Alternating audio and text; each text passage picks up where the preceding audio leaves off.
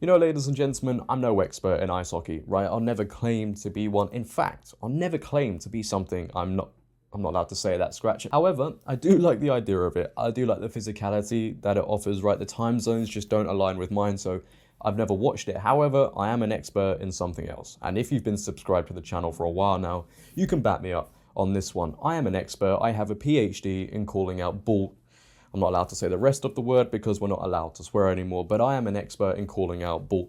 And this story, it's full of it, and it just kind of shows what times we're living in, right? All the values, all the traditional values and beliefs we once knew are being rewritten and new ones are being inserted. The only difference is these ones, you're not allowed to question at all. And if you do, well, you end up in the news, just like this ice hockey player we're going to be talking about today. Philadelphia Flyers defenseman Ivan Provorov, I hope I got that name right, is causing tons of controversy because Provorov did not take the pre-game skate on Tuesday night because he refused to wear the team's LGBTQ plus Pride Night warm-up jersey or use a stick with rainbow tape, citing his religious beliefs. He told reporters after the Flyers' 5-2 home win over the Anaheim Ducks that it was his choice to stay true to myself and my religion, which he identified as Russian Orthodox. However, he did say, I respect everyone, I respect everybody's choices. How dare he?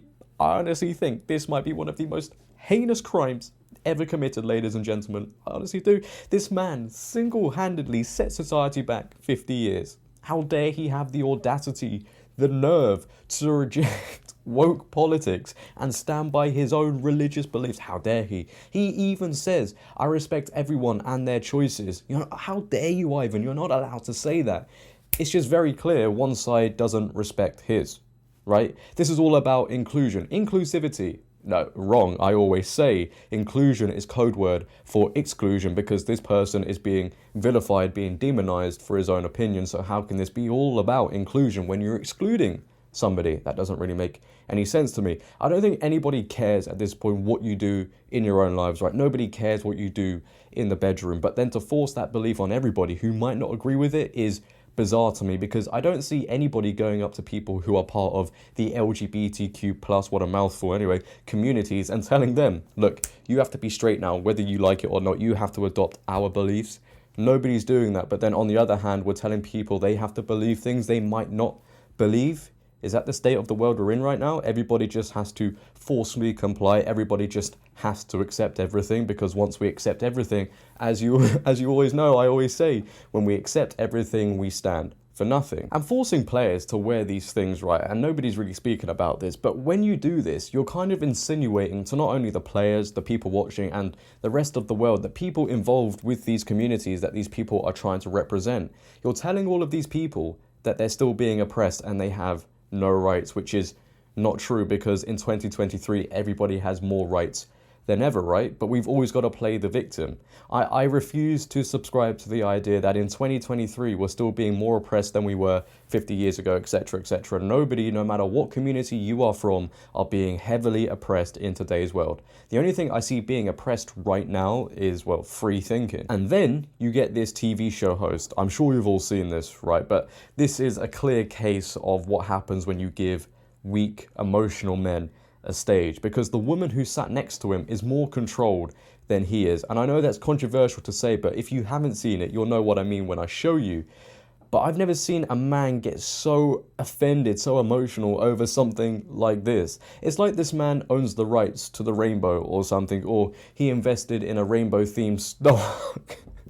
And because this player didn't wear the jersey, it just tanked. Obviously, that didn't happen. But to get so emotional over this, which, quite honestly, it doesn't even concern you as far as I know, anyway, is very strange to me. But if you haven't seen it, I'm sure you're all on the edge of your seats to see it.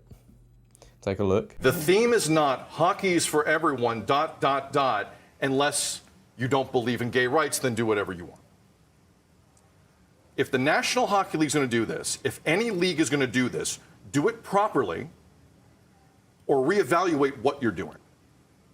Because there's not a lot of repercussions that I'm seeing from any league. Now, it could change with the NHL.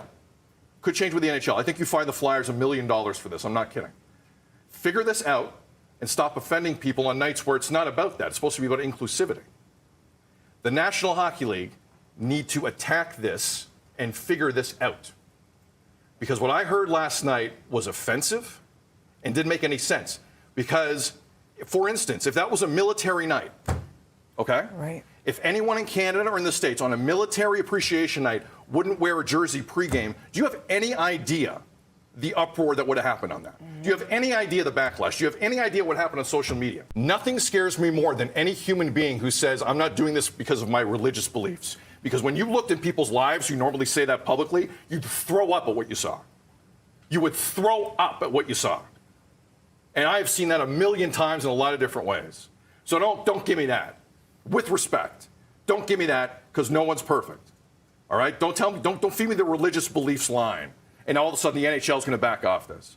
The National Hockey League today needs to find that organization $1 million and reevaluate how they support gay rights. I'd honestly be quite embarrassed if that was me, and I feel like a lot of you feel the same, right? I'm sure when this weak, emotional man got home, he probably saw the replay and turned it off straight away and went to bed with a very red face. The points he made, quite honestly, are laughable, if there are any points anyway. He says there's not a lot of repercussions for these sort of acts, so you want to punish people for having their own thoughts and beliefs. You wouldn't like that. You wouldn't like the repercussions if you had different thoughts and beliefs. Oh wait, you wouldn't get those anyway because your views seemingly fit the narrative. He also thinks the NHL should fine the Flyers $1 million just because one player rejected the rainbow. You know, that thing that used to be just something we saw in the sky at one point? How does that work? Not everybody has to believe the same things as you know?